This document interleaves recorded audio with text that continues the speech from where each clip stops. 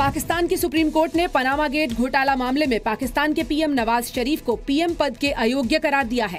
Court ने मामले में पीएम नवाज शरीफ पर आपराधिक मुकदमा चलाने का आदेश दिया है।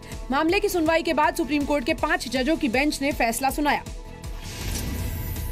पाकिस्तानी कौम को असली मानों में इंसाफ मिला है। आज पाकिस्तान की तारीख का एक नया बाब लिखा जा रहा है।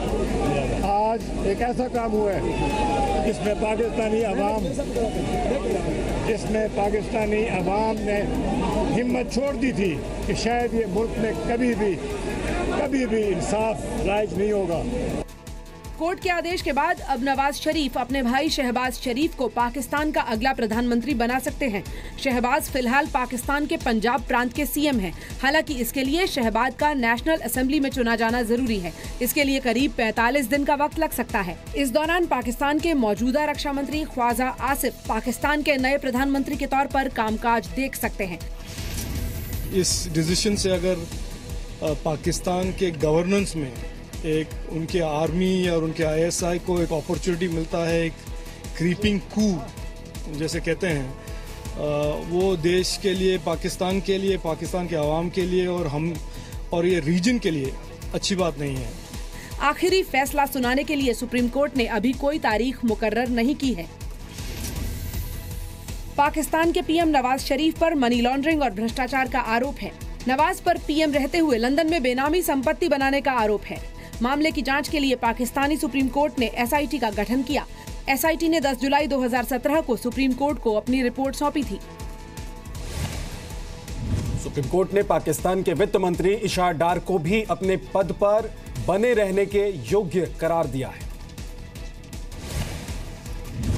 नीतीश कुमार ने बिहार विधानसभा में विश्वास मत जीत लिया। नीतीश को 131 वोट मिले। छठी बार बिहार के मुख्यमंत्री पद की शपथ लेने के बाद नीतीश कुमार ने आज विधानसभा में बहुमत साबित कर दिया। नीतीश कुमार के पक्ष में 131 वोट पड़े, वहीं उनके खिलाफ 108 वोट डाले गए। 243 सदस्यों वाली बिहार विधानसभा में बहुमत का आंकड़ा 122 है। जेडीयू ने कहा कि ये सत्य की जीत है। एक बात का जवाब दूंगा और समय पर जवाब दूंगा। ये लोग अहंकार में जीने वाले हैं, भ्रम पालते हैं। ऐसा लगा कि महागठबंधन यानी किसका चेहरा, और एक पार्टी के अस्तित्व को नकार रहे हैं। और हमको जो मैंडेट मिला, बिहार की जनता ने मैंडेट दिया है, वह काम करने के लिए दिया है, जनता की सेवा करने के लिए दिया था, पारदर्शिता के लिए दिया था। हमने पूरा प्रयास किया, 1/3 समय हमने चलाया। कई प्रकार की कठिनाइयां आई, हमने गठबंधन धर्म का पालन करते हुए हर तरह की समस्या को दूर करने की कोशिश की। जो स्थिति है, जो जनता का वोट मिला है, वो काम करने के लिए मिला है, वो भोग करने के लिए नहीं मिला है। और जब सारा दृश्य एक एक करके सामने आया तो हमने तो इतना ही कहा कि एक्सप्लेन कर दीजिए।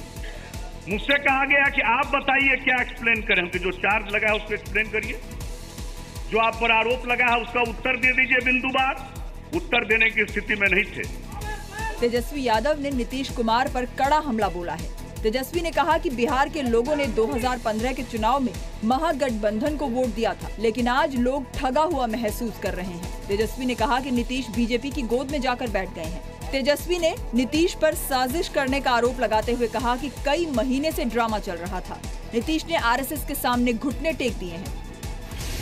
तो जनादेश महागठबंधन को देने का काम किया था और भाजपा के खिलाफ मैंडेट था।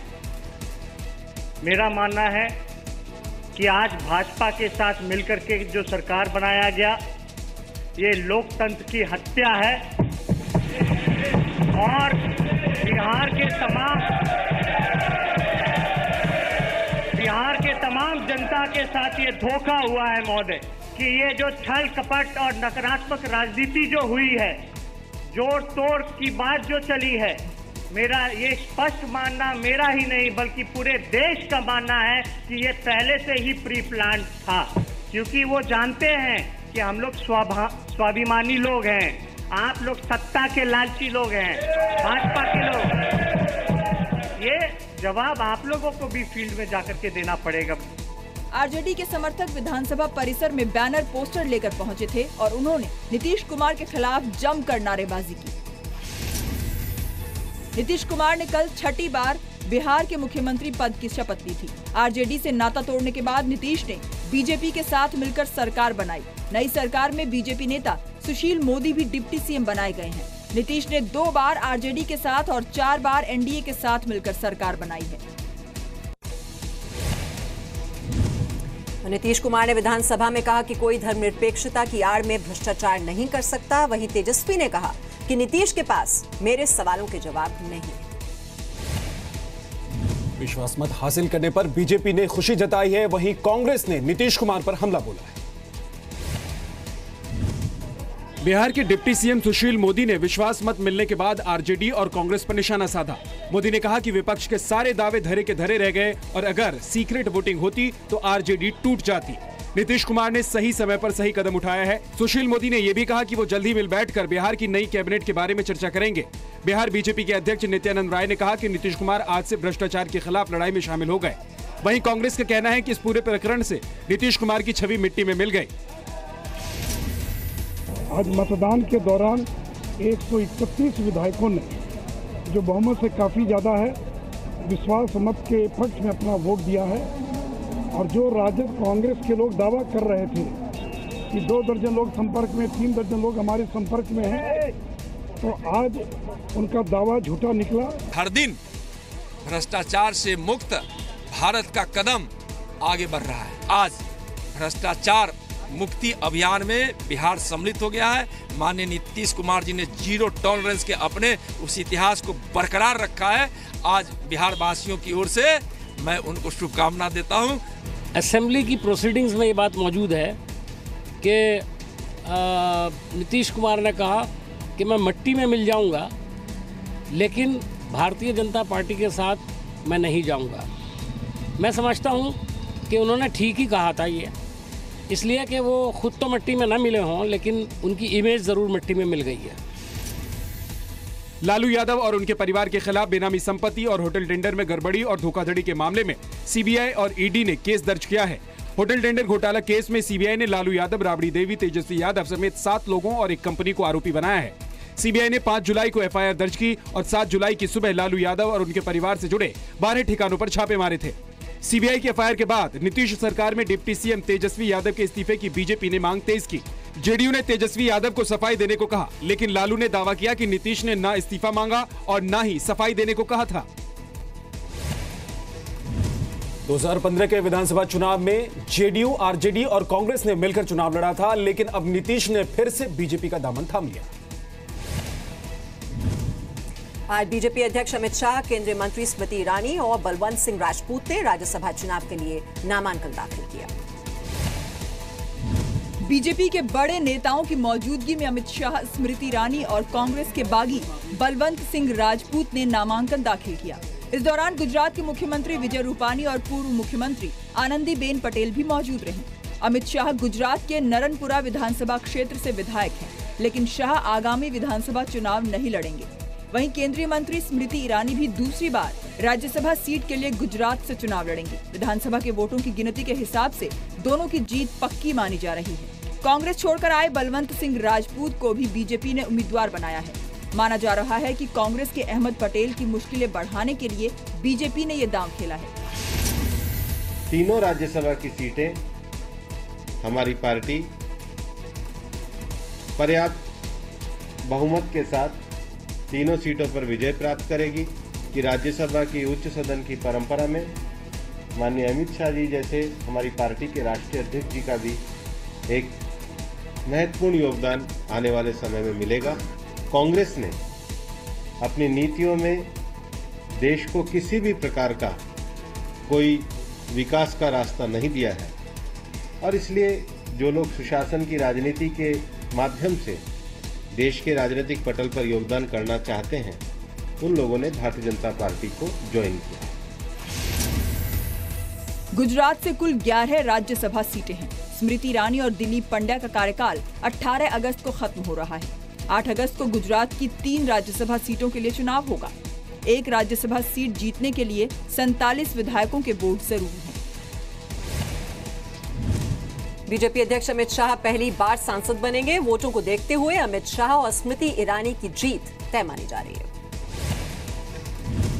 आतंकी फंडिंग में अंडरवर्ल्ड डॉन दाऊद इब्राहिम का नाम सामने आया है।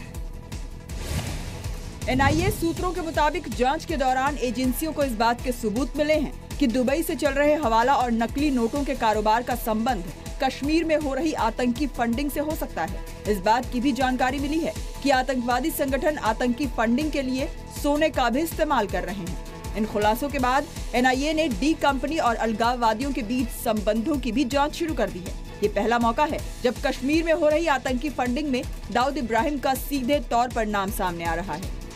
एनआईए ने कश्मीर में आतंकी फंडिंग के आरोप में हुर्रियत के 7 नेताओं को गिरफ्तार किया है। एनआईए ने हुर्रियत चीफ सैयद अली शाह गिलानी के बड़े बेटे नईम को भी समन जारी किया है। नईम से सोमवार को पूछताछ की जाएगी। अब आतंकवादियों के मददगारों पर सख्त कार्रवाई की मांग हो रही है। सीआरपीएफ ने भी कहा है कि जम्मू कश्मीर में माहौल बिगाड़ने के लिए फंडिंग की जा रही थी। विदेशी ताकतों का सहारा लेकर के और उनके इशारे पे काम करते रहे हैं, तो ये तो बात ज़रूरी है कि जो फंडिंग्स हैं उस पर ज़रूर ही एक लगाम लगेगी और इसका ज़रूर ही हमें आने वाले दिनों में उसका फ़ायदा होगा। साफ तौर पे नज़र आ रहा है कि गवर्नमेंट ने मन बना लिया है कि in very transparent and very professional manner in सब को दबोचना है। एनआईए बहुत सावधानी से आगे बढ़ रहा है। हुर्रियत के इतने छुटभइये पकड़ लिए और कुछ पकड़े जाएंगे या पूछताछ की जाएगी, इसका स्वागत तो कर सकते हैं, लेकिन एक जो बड़े नेता हैं, जो सरगना हैं, उन पर हाथ क्यों नहीं डाला जा रहा है? सूत्रों के मुताबिक दुबई के हवाला कारोबार का संबंध कश्मीर में आतंकी फंडिंग से हो सकता है। अलगाववादी संगठन आतंकी फंडिंग के लिए सोने का भी इस्तेमाल कर रहे हैं। एनआईए ने डी कंपनी और अलगाववादियों के बीच संबंधों की भी जांच शुरू कर दी है। ये पहला मौका है जब कश्मीर में हो रही आतंकी फंडिंग में दाऊद इब्राहिम का सीधे तौर पर नाम सामने आ रहा है। जम्मू कश्मीर के शोपियां में आतंकियों ने सेना के काफिले पर हमला किया, जिसमें 2 जवान घायल हो गए। दक्षिण कश्मीर में एक बार फिर आतंकियों ने सुरक्षा बलों को अपना निशाना बनाया है। आतंकियों ने जम्मू कश्मीर के शोपियां में सेना की पेट्रोलिंग पार्टी पर हमला किया, जिसमें सेना के 2 जवान घायल हो गए। शोपियां के मटीरा ग्राम इलाके में घात लगाकर बैठे आतंकियों ने सेना के काफिले पर उस वक्त फायरिंग की जब पेट्रोलिंग पार्टी इलाके से गुजर रही थी। जम्मू कश्मीर के डीजीपी ने इसे सुरक्षा बलों के बढ़ते दबाव की वजह से आतंकियों की बौखलाहट बताया है। Terrorist is a terrorist, whichever Tanzim he belongs. Somebody who has picked up gun is a terrorist for us. Their frustration because their support structure is being handled by J&K police very effectively. हमले की खबर मिलते ही सेना और CRPF के साथ ही Jammu Kashmir police के अधिकारी मौके पर पहुंच गए और आतंकियों की तलाश शुरू कर दी। साल 2017 में अब तक सुरक्षा बलों ने 114 आतंकियों को मार गिराया है। जून 2017 में सबसे ज्यादा 30 आतंकी मारे गए। मई 2017 में सेना ने 17 आतंकियों को ढेर किया। जुलाई में अब तक 24 आतंकियों को मुठभेड़ में मार गिराया जा चुका है। वारदात के बाद फरार आतंकियों की तलाश में इलाके की घेराबंदी की गई है और सेना के साथ ही पुलिस और सीआरपीएफ की टीम सर्च ऑपरेशन में जुटी है। आगरा दिल्ली नेशनल हाईवे पर ट्रैक्टर और टैंकर की भिड़ंत में 5 लोगों की मौत हो गई। मोबाइल कैमरे में रिकॉर्ड हुई ये तस्वीरें देखकर आप अंदाजा लगा सकते हैं कि हादसा कितना भयानक रहा होगा। ट्रैक्टर और टैंकर की भिड़ंत के बाद टैंकर के केबिन में आग लग गई। केबिन में सवार टैंकर का ड्राइवर और हेल्पर जिंदा जल गए। 3 लोगों ने अस्पताल में दम तोड़ दिया। ये हादसा आगरा दिल्ली नेशनल हाईवे 2 पर अरसेना गांव के पास हुआ यूं कि ट्रैक्टर चालक ने हाईवे किनारे बने ढाबे पर चाय पीने के लिए ट्रैक्टर रोका था, लेकिन तभी पीछे से आ रहे ऑयल टैंकर ने उसे टक्कर मार दी। टक्कर लगते ही पेट्रोल के टैंकर में आग लग गई। ट्रैक्टर की ट्रॉली में भी करीब 40 लोग सवार थे। जबरदस्त टक्कर से ट्रॉली में सवार करीब 35 लोग घायल हो गए। बीच सड़क पर हुए इस हादसे के बाद चीख पुकार मच गई। ग्रामीणों ने पुलिस और फायर ब्रिगेड को सूचना दी। हादसे में घायल हुए 3 लोगों ने अस्पताल में इलाज के दौरान दम तोड़ दिया, जिसमें अब तक 5 कैजुअल्टी हो चुकी है। ढेर सारे लोग, लगभग 3 दर्जन लोग घायल हो चुके हैं। उनको 3 और हॉस्पिटल्स में हम लोग रखे हैं। हर जगह समुचित इलाज चल रही है और जो भी मैक्सिमम व्यवस्था हो सकती है सरकार की, वो सरकार ने सारी व्यवस्थाएं भी मुहैया करा दी है। ये हादसा सिकंदरा थाना क्षेत्र के अरसेना गांव के पास मां वैष्णवी ढाबे के पास हुआ। ट्रैक्टर में सवार सभी लोग गोवर्धन परिक्रमा के लिए जा रहे थे। ड्राइवर ने चाय पीने के लिए ट्रैक्टर रोका था, तभी पीछे से आ रहे टैंकर ने टक्कर मार दी। हादसे में करीब 35 लोग घायल हुए हैं, जिनमें से कई लोगों की हालत गंभीर बताई जा रही है। दिल्ली के नजफगढ़ में ढाबे में खाने के दौरान हुए विवाद में ढाबा मालिक की जान चली गई, जबकि बेटा गंभीर रूप से घायल हो गया।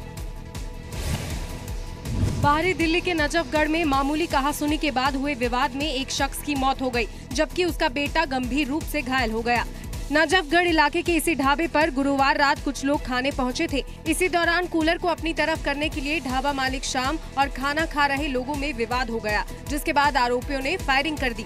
वारदात के दौरान चली 2 गोली ढाबा मालिक को लगी, जिसकी अस्पताल में इलाज के दौरान मौत हो गई, जबकि बेटा मयंक 1 गोली लगने से गंभीर रूप से जख्मी हो गया। वारदात के बाद सभी आरोपी फरार हो गए, जिनकी तलाश पुलिस कर रही है। शुक्रवार रात 5 लोग ढाबे पर खाना खाने पहुंचे। कूलर अपनी तरफ करने को लेकर विवाद शुरू हुआ। खाना खाने आए लोगों ने ढाबा मालिक से गाली गलौज शुरू कर दिया। विवाद बढ़ने के बाद आरोपियों ने ढाबा मालिक और उसके बेटे पर फायरिंग कर दी। लोगों के मुताबिक ढाबे पर शराब की भी सप्लाई की जाती थी और इसी को लेकर विवाद इतना बढ़ा कि गोली चल गई। बारिश की वजह से देश के कई हिस्सों में भूस्खलन हुआ है, जिसकी वजह से कुछ हिस्सों में लंबा जाम लगा रहा, तो कुछ इलाकों में नुकसान की भी खबर है। लगातार हो रही बारिश की वजह से देश के कई हिस्सों में लैंडस्लाइड हुई है। सबसे ज्यादा बुरे हालात पहाड़ी इलाकों के हैं, जहां भूस्खलन की वजह से काफी नुकसान हुआ है। हिमाचल प्रदेश में पिछले 24 घंटे से लगातार हो रही बारिश की वजह से हालात मुश्किल बने हुए हैं। शिमला के कई इलाकों में पानी भर गया है। वहीं संजौली इलाके में लैंडस्लाइड की वजह से कई गाड़ियों पर मलबा गिर गया।